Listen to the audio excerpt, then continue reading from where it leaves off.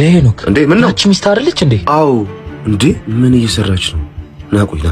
ቆይ እንዴት ተዋሻለች? ትልቅ የውጭ ድርጅት ውስጥ ኃላፊ ነኝ አላለችም እንዴ? እኔም እሱ ነበር ማቀው። ቆይ ልደውልላት።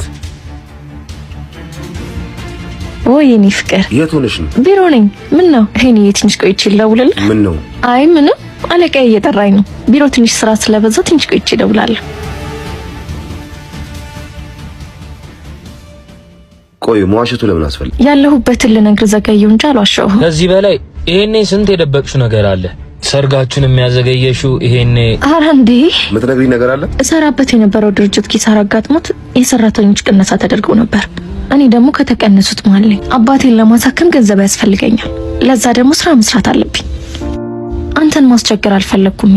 እኔ ቤተሰቦቼ ምን ያክል እንደምወዳቸው ታውቃለህ አይደል? በዚህ አይነት እሱንም አትወጂውም ማለት ነው።